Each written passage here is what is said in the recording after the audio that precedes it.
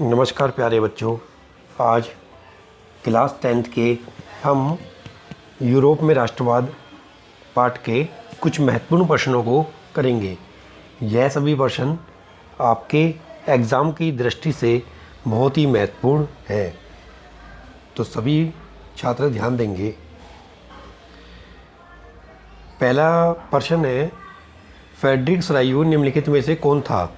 एक ब्रिटिश कलाकार, एक अमेरिकी कलाकार, एक फ्रांसीसी कलाकार या उपयुक्त में से कोई नहीं? तो एक फ्रांसीसी कलाकार था। अगला क्वेश्चन देखेंगे हम। अगला क्वेश्चन है, फ्रांसीसी कलाकार फ्रेडरिक सरायू के चित्रों का विषय था निरंकुश संस्थानों के ध्वस्त अवशेष, स्वतंत्रता की प्राप्ति, ज्ञान का उदय, और डी ऑप्शन है उपयुक्त सभी। तो इसका आंसर है उपयुक्त सभी। अगला क्वेश्चन देखेंगे, सरायू के चित्रों में किन देशों के लोग दिखाई दे रहे हैं? संयुक्त राज्य अमेरिका, जर्मनी, फ्रांस या उपयुक्त सभी? तो इसका ऑप्शन डी सही है। नेक्स्ट क्वेश्चन देखेंगे, काल्पनिक दुनिया की विचारधारा को निम्नलिखित में से कहा जाता है? राष्ट्रवाद, साम्राज्यवाद, लोकतंत्र या यूटोपिया? कल्पनादर्श। तो इसी में जो ऑप्शन डी है वो आपका सही है, यूटोपिया या कल्पनादर्श कहते हैं। नेक्स्ट क्वेश्चन है, निम्नलिखित में से किस घटना के साथ राष्ट्रवाद की प्रथम अभिव्यक्ति हुई? अमेरिकी क्रांति, रूसी क्रांति, फ्रांसीसी क्रांति या जर्मनी क्रांति? तो देखेंगे हम फ्रांसीसी क्रांति इसका सही ऑप्शन है। आगे चलते हैं। नेपोलियन बोनापार्ट निम्नलिखित में से किस देश के शासक था? तो इसका आंसर है इटली का, जर्मनी का, ब्रिटेन का या फ्रांस का? तो इसका ऑप्शन डी सही है, फ्रांस का। आगे चलते हैं। फ्रांसीसी क्रांति कब हुई? 1779 में, 1789 में, 1799 में या 1889 में? तो इसका सही ऑप्शन है बी, 1789 में। नेक्स्ट क्वेश्चन, स्वतंत्रता, समानता और बंधुत्व की भावना को जन्म दिया अमेरिकी की क्रांति ने, रूसी क्रांति ने, फ्रांसीसी क्रांति ने या जापानी क्रांति ने? तो ऑप्शन सी सही है, फ्रांसीसी क्रांति ने।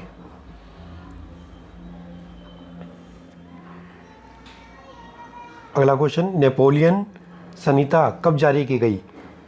1803 में, 1804 में, 1805 में या 1806 में? तो सही ऑप्शन है 1804 में। नेक्स्ट क्वेश्चन, लाइप्जिग की लड़ाई किस वर्ष हुई? 1789 में, 1797 में, 1813 में या 1815 में? तो सही ऑप्शन है सी, 1813 में। नेक्स्ट क्वेश्चन, किस वर्ष को नेपोलियन के पतन के रूप में देखा जाता है? 1812 को, 1813 को, 1814 को या 1815 को? तो सही ऑप्शन है डी, 1815 को। नेक्स्ट क्वेश्चन, 18वीं सदी में ऑस्ट्रिया हंगरी पर शासन करने वाला साम्राज्य निम्नलिखित में से था? रूसी साम्राज्य, जर्मनी साम्राज्य, हेब्सबर्ग साम्राज्य या इटालियन साम्राज्य? तो इसका सही ऑप्शन है सी, हेब्सबर्ग साम्राज्य। नेक्स्ट क्वेश्चन, 1815 में किस देश ने नेपोलियन को पराजित किया था? ब्रिटेन ने, रूस ने, पर्सा और ऑस्ट्रिया ने या उपयुक्त सभी ने? तो ऑप्शन डी सही है, उपयुक्त सभी ने। नेक्स्ट क्वेश्चन, जोल्वेराइन शुल्क संघ की स्थापना कब की गई? 1830 में, 1831 में, 1834 में या 1844 में? तो ऑप्शन सी सही है, 1834 में। नेक्स्ट क्वेश्चन, यूरोपीय महाद्वीप का सबसे शक्तिशाली वर्ग निम्नलिखित में से कौन था? मध्यम वर्ग, निम्न वर्ग, मजदूर वर्ग या कुलीन वर्ग? तो ऑप्शन डी सही है, कुलीन वर्ग। नेक्स्ट क्वेश्चन, उदारवाद यानी लिबरलिज्म शब्द मूलतः लिबर शब्द से लिया गया है? यह शब्द निम्नलिखित में से किस भाषा का है? फ्रेंच, लातिन, अंग्रेजी, यूनानी। तो ऑप्शन बी सही है, लातिन। नेक्स्ट क्वेश्चन की तरफ चलते हैं। नेक्स्ट क्वेश्चन है, ज्यूसेपे मेस्सेनी और ज्यूसेपे गैरिबोल्डी का संबंध किस देश से था? तो इटली से, जर्मनी से, फ्रांस से, ब्रिटेन से। तो ऑप्शन ए सही है, इटली से। नेक्स्ट क्वेश्चन, यंग इटली संगठन का संस्थापक था? मेस्सेनी, गैरिबोल्डी, बर्न, नेपोलियन। तो इस क्वेश्चन का सही आंसर है ए, मेस्सेनी। आगे चलते हैं। कौन सा दशक यूरोप में भूख, कठिनाइयाँ और विद्रोह लेकर आया? 1800, 1810, 1820, 1830। तो देखेंगे 1830। नेक्स्ट क्वेश्चन देखते हैं। फ्रैंकफर्ट संसद का गठन कब हुआ? 1847 में, 1848 में, 1849 में, 1815 में। तो 1848 बी ऑप्शन इसका बिल्कुल सही आंसर है। नेक्स्ट क्वेश्चन की तरफ चलते हैं। 19वीं सदी के मध्य में कौन सा प्रदेश 7 राज्यों में बटा हुआ था? इटली, जर्मनी, फ्रांस या स्विट्ज़रलैंड। तो ऑप्शन ए सही है, इटली। नेक्स्ट क्वेश्चन, वियना संधि के पश्चात निम्नलिखित में से कौन सा राजवंश फ्रांस में सत्ता में आया? मोर्सई वंश, रोमन वंश, बुर्बो वंश, इनमें से कोई नहीं।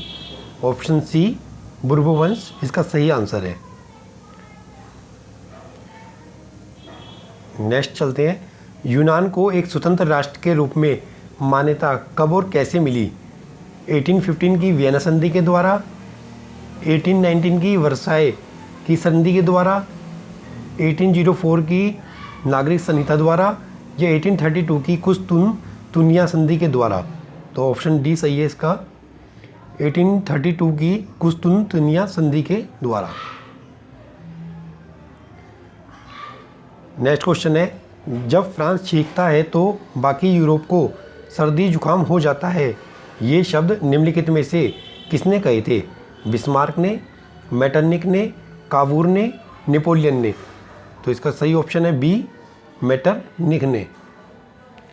नेक्स्ट क्वेश्चन, जर्मनी के एकीकरण के लिए निम्नलिखित में किस सम्मेलन को बुलाया गया? लास्तीन, वियना, फ्रैंकफर्ट पार्लियामेंट या डियोमा को। तो इसका सही ऑप्शन है सी, फ्रैंकफर्ट पार्लियामेंट को।